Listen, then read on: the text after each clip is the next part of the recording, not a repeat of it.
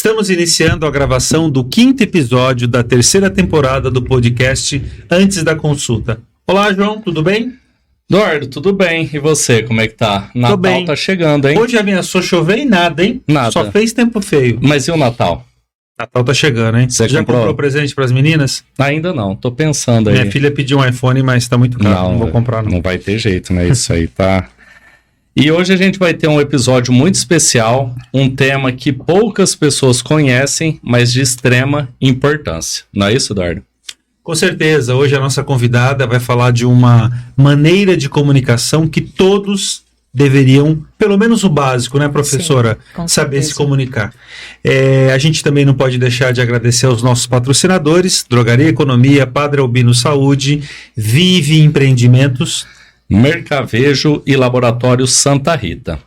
E aproveitando, vou apresentar a nossa querida convidada. Nós temos a grata satisfação em receber aqui no nosso podcast a professora Alda Nascimento Batista. Ela é graduada em Letras e Pedagogia, pós-graduada Lato Sensu em nível de especialização em Libras, docente da Unifipa nos cursos de Medicina e Biomedicina. Seja muito bem-vinda, Alda. Obrigada. Obrigado o convite. Estou muito feliz de estar aqui para poder divulgar, como o Eduardo falou, né? Falar um pouquinho da Libras. Com certeza, vai ser um programa muito rico. Professora, quando que surgiu a Libras e o que significa Libras? Libras é uma sigla. L-I de língua, B-R-A de brasileiro e S de sinais. A menção do surdo, assim, tá lá em Gênesis, capítulo 11, bem antes de Cristo, né, que já falava do surdo. Mas a Libras mesmo, ela veio, tem a lei de 2002, então nós já estamos aí com 21 anos, 22 anos. 21, indo para 22, né? Anos de Libras, né, que é a língua brasileira, ela é reconhecida como forma de expressão e comunicação de todos os indivíduos que nascem surdos aqui no Brasil. Legal. Ô Alda, e uma dúvida que muita gente tem, é muito comum as pessoas não saberem exatamente como denominar, e eu acredito que seja de extrema importância para a gente, até no decorrer desse episódio, né, saber usar a expressão correta. Qual a diferença? Existe diferença entre o surdo e o deficiente auditivo? Sim. A diferença é grande. Quando eu precisei saber, eu perguntei para minha professora, que a maioria dos cursos que eu fiz foram com professores surdos, né? Aí eu perguntei para ela, você é DA ou você é surda? Aí ela escreveu na lousa para mim, deficiência. Aí ela perguntou, déficit, vem do quê? Eu falei, de falta. Aí ela respondeu, como que eu posso sentir falta de uma coisa que eu nunca tive? Então, eu sou surda, né? Então, o deficiente auditivo, para nós, intérpretes, professores, é aquela pessoa que perdeu a audição, ou por uma doença, meningite, ou por um acidente que, né, a parte da audição. E o surdo é aquele indivíduo que nasce surdo e aceita a Libras, que luta pelos direitos dele. Esse é o surdo que até muitas... literaturas escreve o surdo com letra maiúscula, o S maiúsculo de eu sou surdo, eu tô aqui, vocês têm que aprender a minha língua também. Nos bastidores, a senhora nos contava que antes era professora para as crianças menores. E da onde veio esse interesse em começar a lecionar e a aprender uma linguagem para um público que não fazia parte do teu dia a dia? Como que foi isso?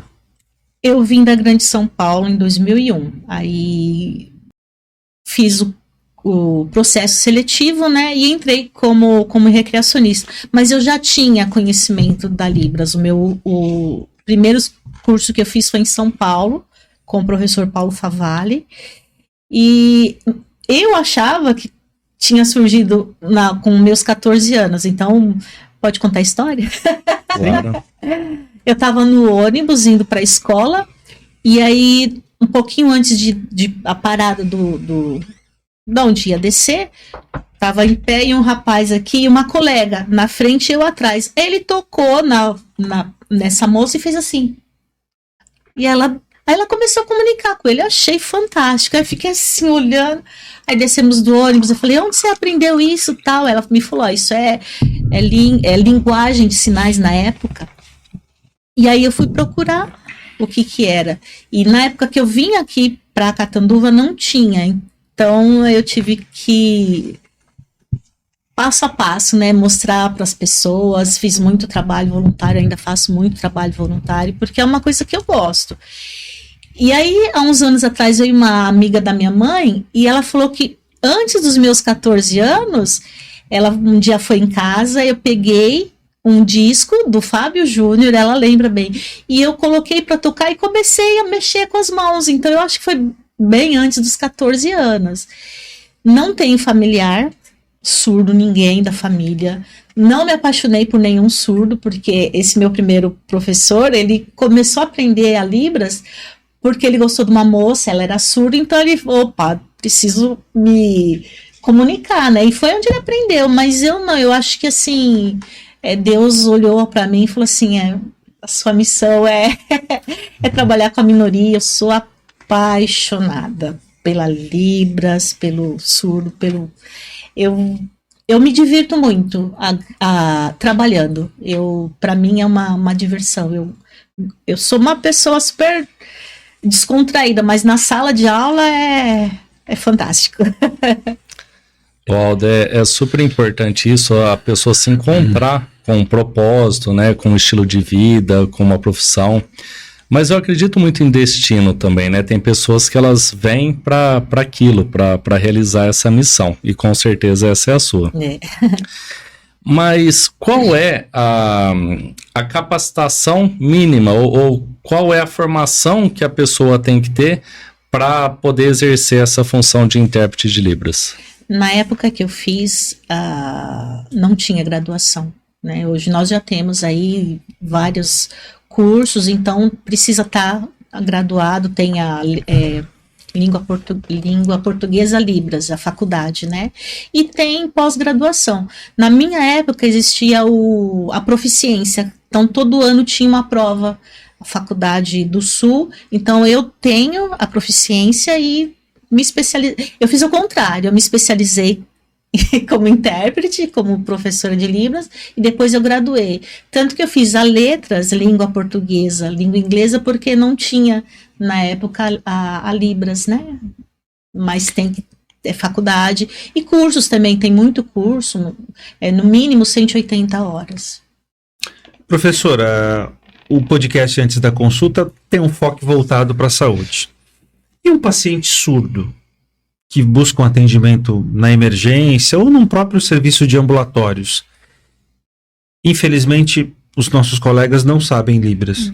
Você sabe Libras, João? Eu acho que um ou outro deve saber para não generalizar.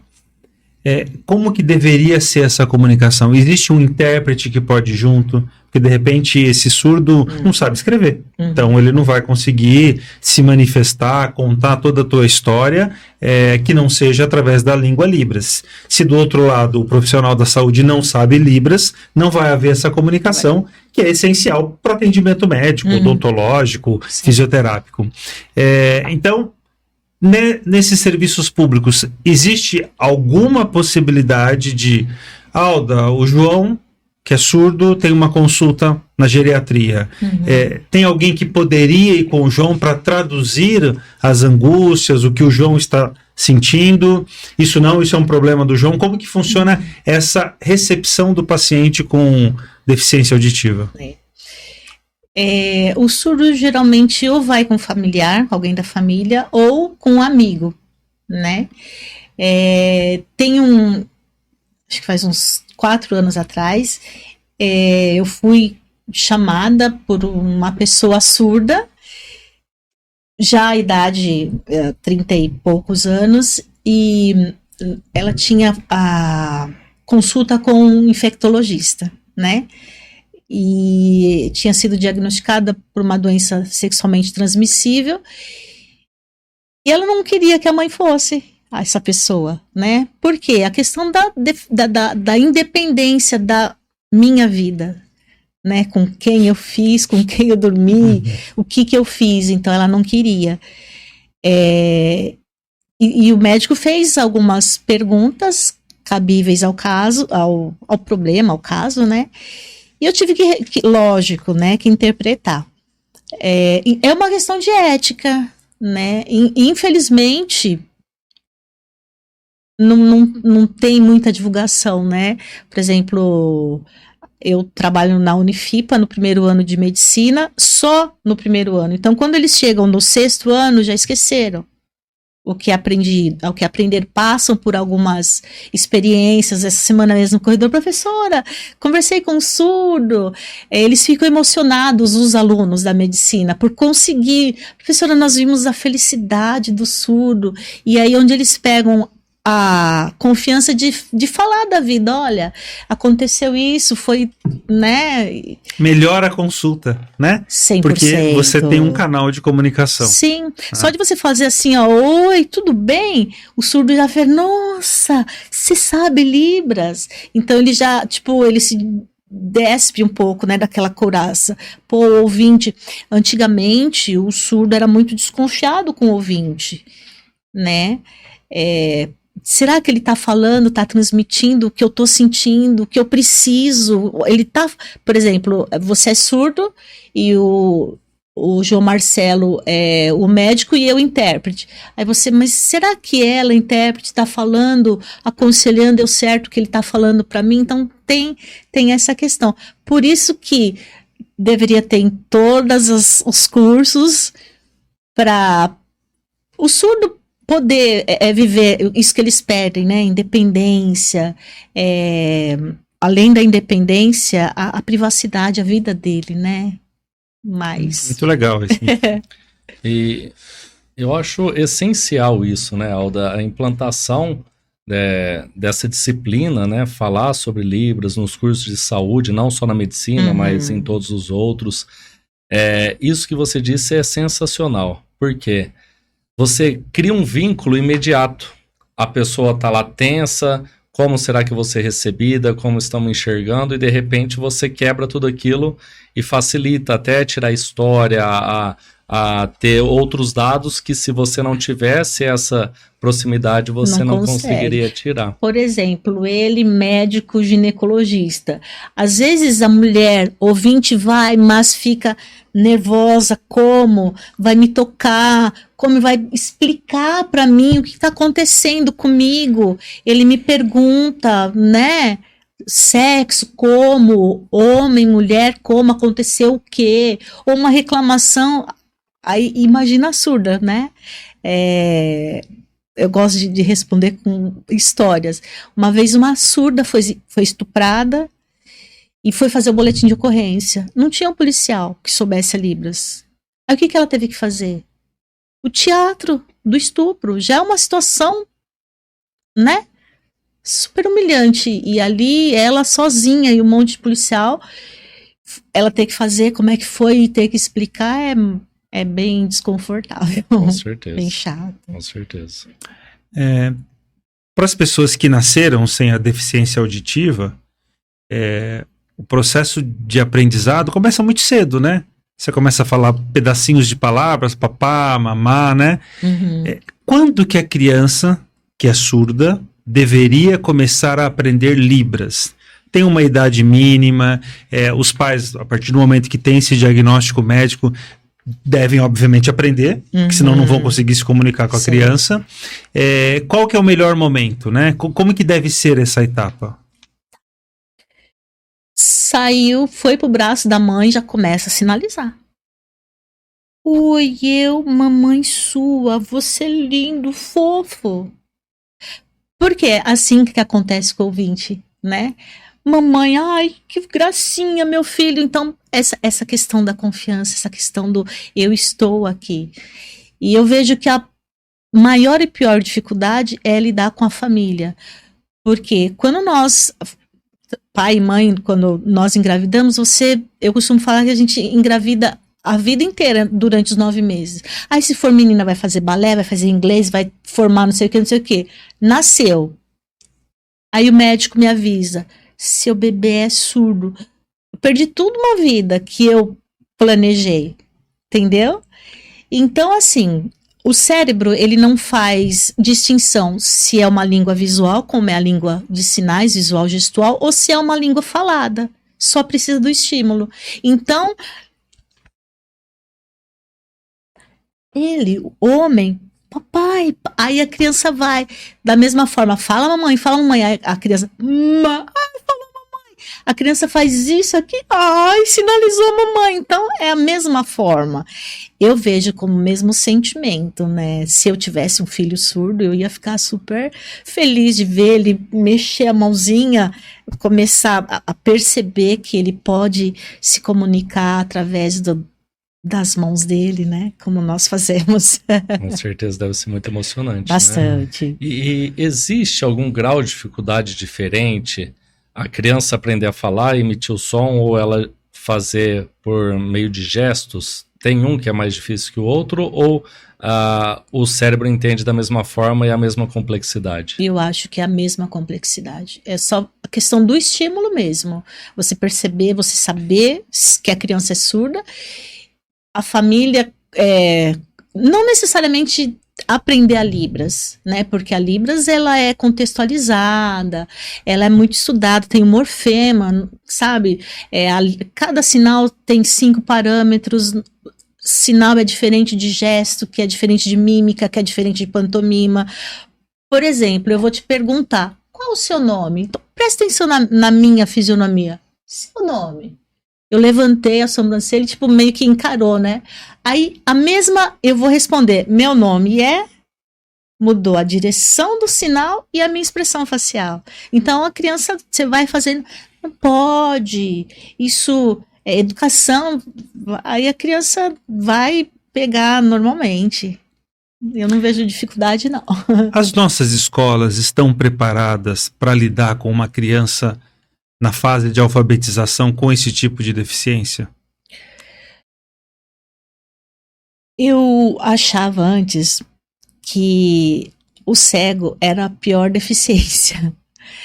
Mas para o cego, não que não seja difícil, pelo amor de Deus, mas para o cego a acessibilidade ela é apenas urbana, né? Então, por exemplo, vem um cadeirante aqui, a porta tem que estar mais, né? Tem que ser mais largo, banheiro e tal. E o surdo, eu tenho que mexer com toda uma área, toda uma estrutura, pessoas, as pessoas têm que aprender a minha língua, né? E você perguntou? E nas nossas escolas, os seus colegas professores estão prontos, estão preparados? Existe algum programa municipal ou estadual para acolher melhor esse aluno, tentar facilitar essas dificuldades que ele tem? Como que funciona isso no ensino? Tá, então aí pegando o gancho, né, da questão de mobilizar. A mobilização é ensinar os professores, a toda a turma da escola, a tia da cantina, a tia da limpeza, a diretora, todo mundo tem que saber a Libras para poder trazer um aluno surdo.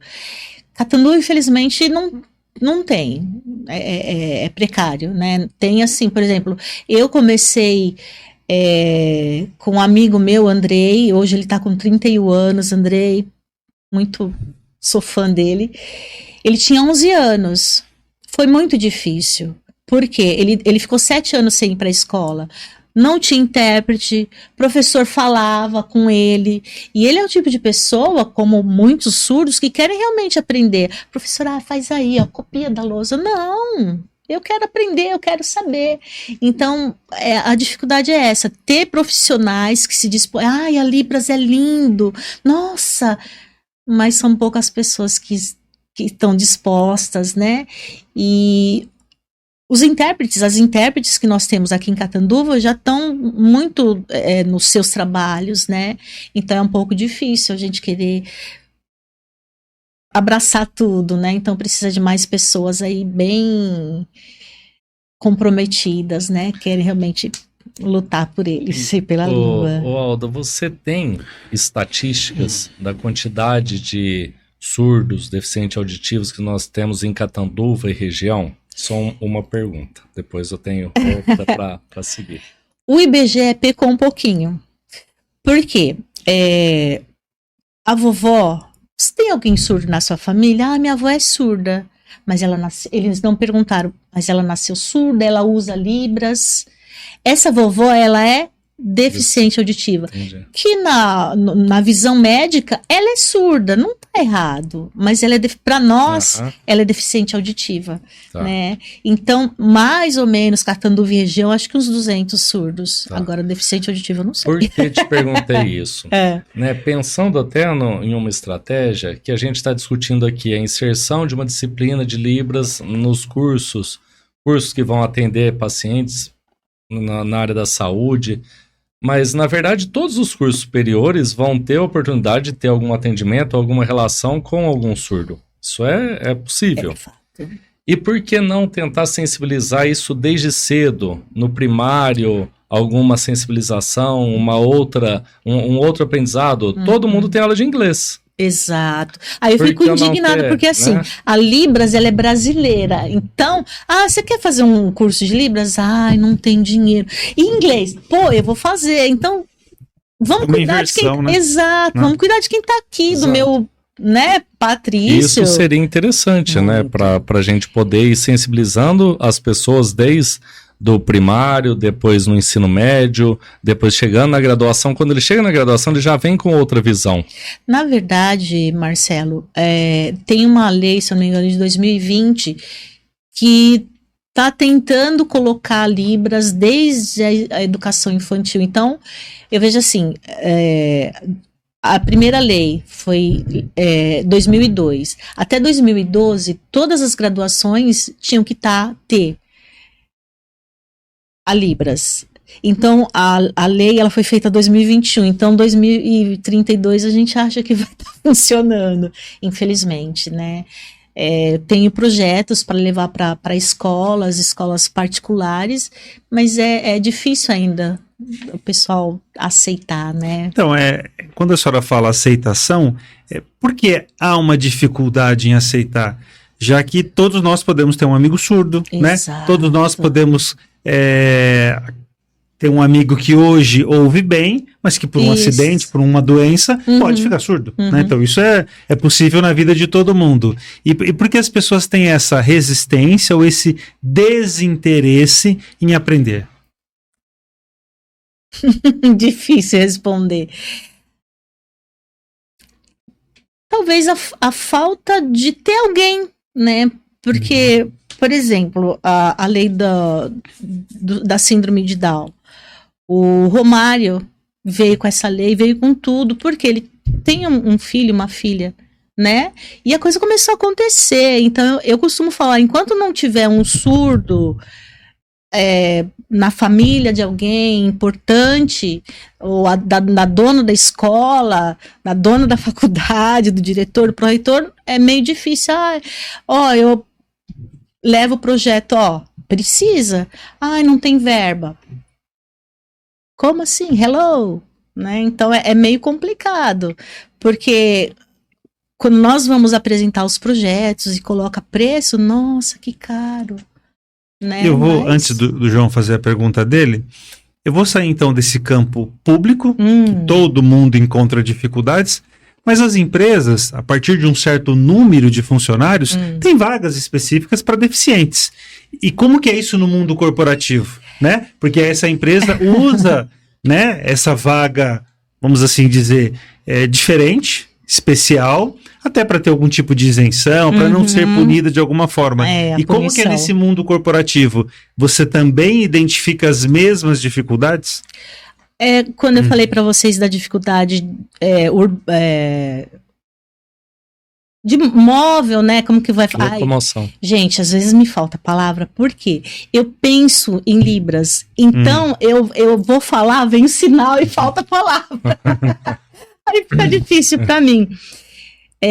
Aconteceu muito com amigos meus. O surdo, a vaga legal, mas eu tenho que dar treinamento para todo o setor. Então vamos pegar o cego, vamos pegar o cadeirante. Né? Então, essa é a dificuldade de mexer com Você acha que a é uma maioria. discriminação até, Enorme. né? Enorme, eu acho. Olha. E os surdos estão aí para mostrar que eles fazem de tudo. Tem fotógrafo, tem engenheiro de software. Ele é capaz de tudo, o surdo. A única deficiência dele é a falta de audição, mas de resto eles são fenomenais, fazem coisas que é de deixar a gente boca aberta. Aldo, agora vamos complicar um pouquinho mais. Libras é uma linguagem brasileira. Um surdo saiu do Brasil, foi para os Estados Unidos. Existe uma linguagem universal? Como ele vai fazer para se comunicar lá? Libras tem muito disso? É mais fácil essa transição? É muito difícil? Como que é? Uma vez eu fui num colóquio e o palestrante, né, falando, ele falava em inglês. Então, se fosse interpretar, teria que ter alguém passando do inglês e português para eu passar para a língua de sinais brasileira, né? Vai existir uma facilidade que, por exemplo, alguns sinais, eles são classificadores. Por exemplo, se eu fizer isso aqui para vocês, o que você vê? Uma caixa. Uma caixa, tá? Então, por exemplo... Comer, tô com fome. Tô apertado. Né? Então, essa é a linguagem mais corporal, né? Mais... Um exemplo, o alfabeto, começa pelo alfabeto. O alfabeto brasileiro, só as vogais, né? A, E, I, O, U. Eu faço com uma mão só. As vogais na língua de sinais britânica, ela é bimanual. A, E, I, O, U. Então não tem como, por exemplo, uma palavra. Eu sei a palavra, eu vou escrever, mas eu não sei o alfabeto. Então, por exemplo, eu vou para Índia, né, para conversar com um surdo. Aí eu vou dar o meu jeito lá, mas é mais corporal mesmo. É adaptável. Sim, bem mais fácil do que eu falar. Eu vou aumentar um pouquinho o grau de dificuldade da pergunta do João. Na língua portuguesa, acho que em todos os idiomas, existe a questão do tom da voz. Eu quero enfatizar uma pergunta, enfatizar uma resposta. Então eu estou usando algo sonoro. Ao conversar com o mudo, não funciona o algo sonoro. Como que você manifesta isso?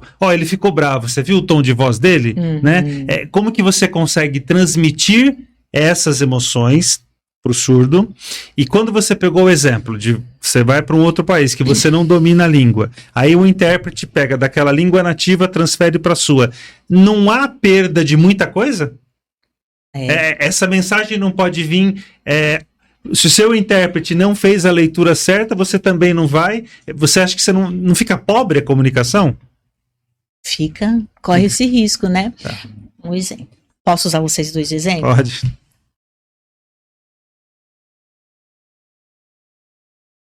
Você é bonitinho, você é uau! Sabia. Né? Você é bonitinho. Que depois vai falar pra mim, né? Mas não gostei do que você me falou. Não gostei. Você quer? Entendi. Né? Então, a expressão facial dá realmente. Alguns sinais... eu tinha falado dos parâmetros, são 5 parâmetros da língua de sinais, e um deles é essa questão da expressão facial. Eu ia dar um exemplo, já esqueci. Eu falo, falo aqui e aqui. Sinais, né? Por exemplo, fala sério. Tô brava. A intensidade, né? Então dá, por exemplo, castigo. Você fez pior do que antes, né? Então dá para enfatizar. E o surdo é muito isso, né? Muito, muito teatral. Eu acho que casou muito quando o João Marcelo falou da questão do dom, né? Eu sempre fui uma criança muito elétrica, muito falante. Então eu acho que Deus falou, deixa eu usar isso daí, porque a Libras, ela me proporciona essa liberdade de expressão, né? Então, da leitura. E aí ajudar as pessoas a perceberem isso, né? Eu já dei aula no batalhão da polícia, foi 1 ano e meio, foi muito difícil porque o policial é muito assim, né? Então precisava ter um molejo para diferenciar isso, porque uma história, os surdos, eles sempre assistiam, um grupo de surdos, amigos, eles assistiam filmes policiais, e o que acontecia? Quando os caras viam a polícia, ó, corria. E aí teve uma festa de aniversário de um dos surdos, e aí acabou, aí o grupo foi levar um deles, viram a polícia, o que aconteceu? Saíram correndo, aí despertou no policial, aí a polícia, o carro foi, e eles entraram na casa do aniversariante, e aí foram perguntar, aí a mãe explicou, né, não, eles são surdos, o filme, polícia, tem medo, então o surdo, a questão da confiança, o surdo ele tem isso, o que foi passado, o que ele vê na televisão, o que é realidade.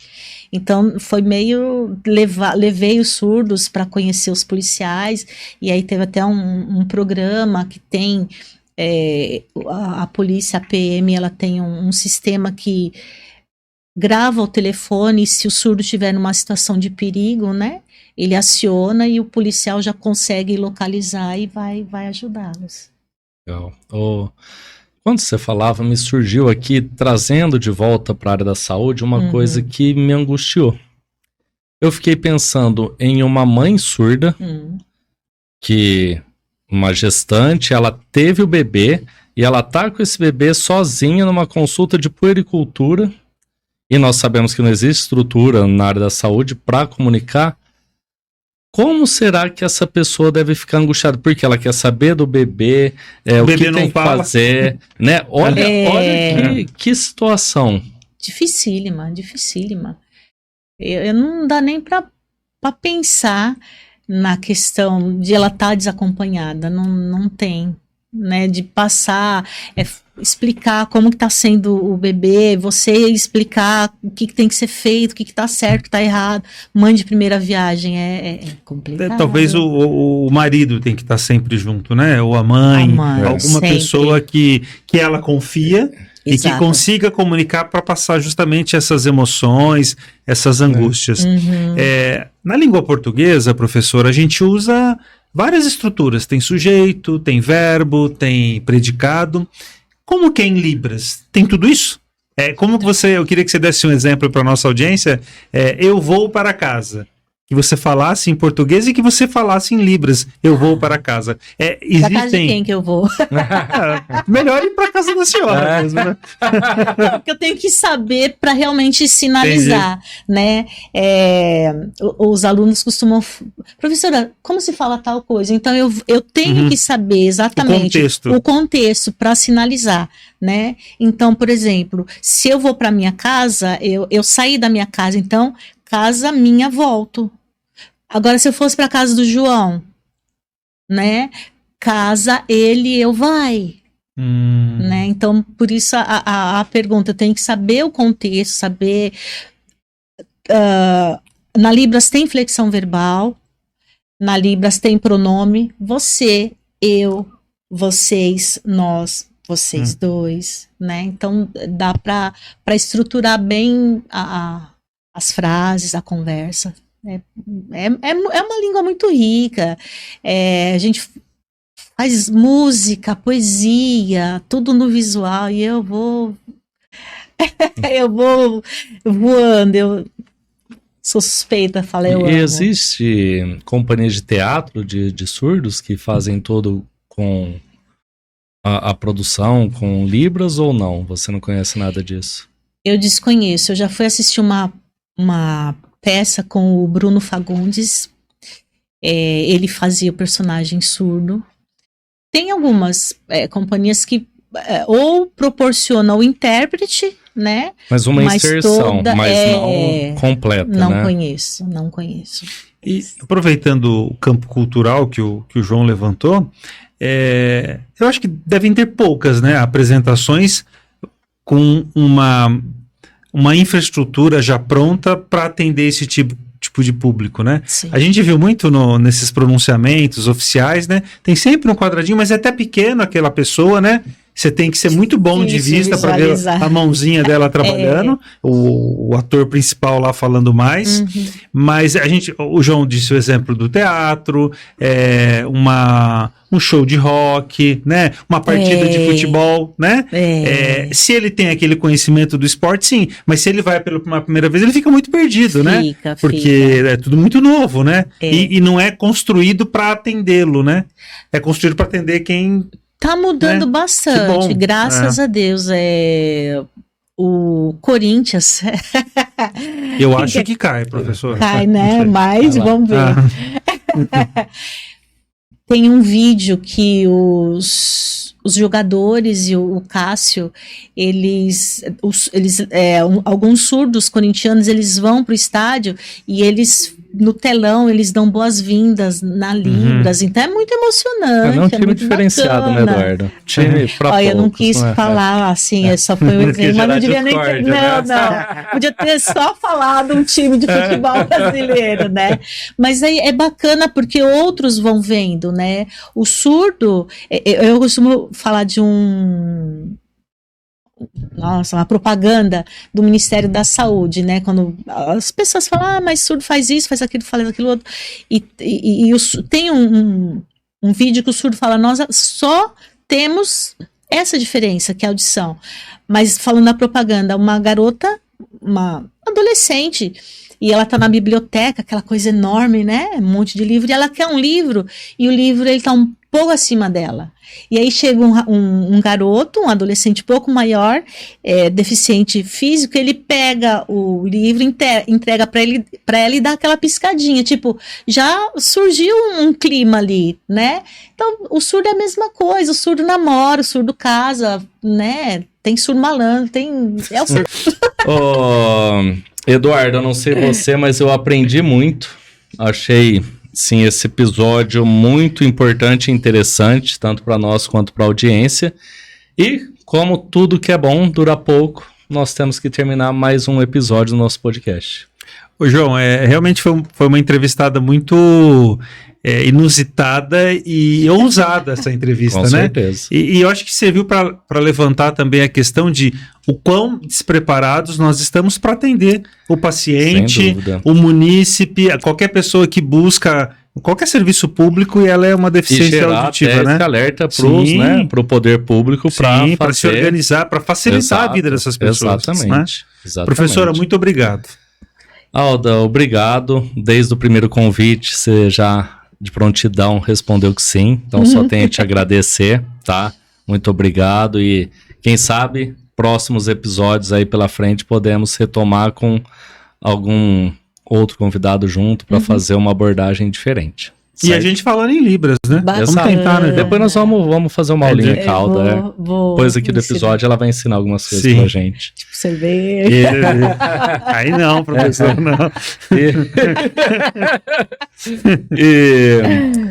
Então, finalizando, Eduardo, vamos agradecer os nossos patrocinadores, por favor. Padre Albino Saúde, Drogaria Economia, Vive Empreendimentos, Mercavejo e Laboratório Santa Rita. Aproveitando, convidar a nossa audiência também para visitar o nosso site, www.antesdaconsulta.com. O que eles encontram lá, Eduardo? Lá você vai ter o link para o Spotify, canal no YouTube, Facebook e Instagram. Não perca essa oportunidade. E lá você também consegue assistir os episódios anteriores. É isso aí, pessoal. Muito obrigado pela audiência, obrigado, Alda, e até a próxima. Tchau, tchau. Tchau, um abraço.